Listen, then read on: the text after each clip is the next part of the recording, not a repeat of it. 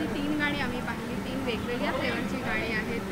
कसं वाटलं? म्युझिक काय आहे? अरे नरेंद्र भिडेचं अनलाइक म्युझिक असं आपण ज्या म्युझिकबद्दल बोलू शकतो आणि वैभव जोशीने खूप छान लिहिली आहेत आणि बऱ्याच वर्षानंतर मराठी सिनेमामध्ये गोविंदाचं गाणं येतं म्हणजे दहीहंडीचं गाणं येतं. सो तो एक छान फ्लेवर आलेला आहे आणि रोमॅन्टिक सॉन्ग्स खूप येतात.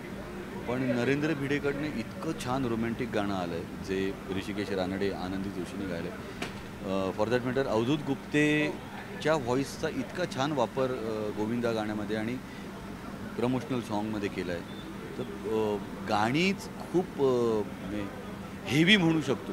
इतकी म्हणजे पॉवर पॅक अशी गाणी आहेत आणि शरद केळकर एक एक ठिकाणी नाचताना दिसतोय. रोमॅन्टिक सॉन्ग आहे. सो इट्स अ फन म्हणजे मराठी गाण्यांना आता व्हॅल्यू कशी मिळेल म्हणजे over a period of time Ajay Atul आणि ह्या सगळ्यांची अवधूत गुप्ते किंवा अविनाश विश्वजीत, कौशल इनामदार ह्यांनी जे प्रयत्न केलेले आहेत ते पुढे नेण्याची जबाबदारी ज्या लोकांवरती आहे त्याच्यामध्ये ही गाणी खूप महत्त्वाची ठरणार आहे. अ, पहिली भूताची भूमिका करताना कसं वाटलं? माझ्यामध्ये काही अंगभूत गुण आहेत बहुतेक म्हणून हा रोल दिला आहे. पण खूप मजा आहे कारण हा भूत त्रास देणारा नाही आहे.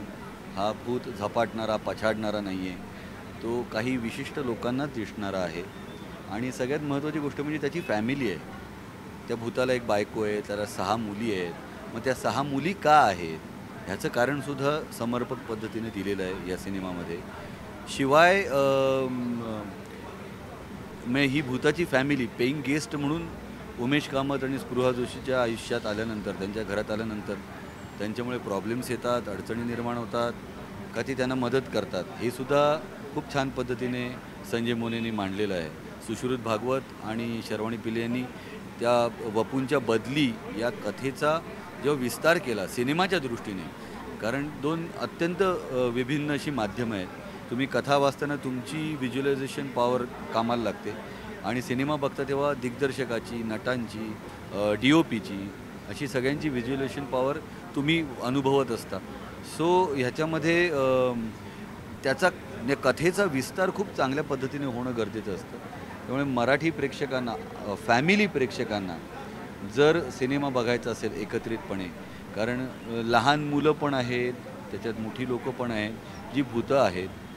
सो पूर्ण अख्ख्या कुटुंबासाठी एक छान एंटरटेनिंग पॅकेज आहे, की ह्या उन्हाळ्याच्या सुट्टीमध्ये तुम्हाला जर थंड हवेच्या ठिकाणी जर तुम्हाला एक चांगली कथा, चांगला सिनेमा बघायचा असेल, तर थिएटरमध्ये जाऊन 29 मेपासून पी-जी अ पेइंग घोस्ट रिलीज होणार आहे. तो प्लीज बघा. Thank so much. Thank you.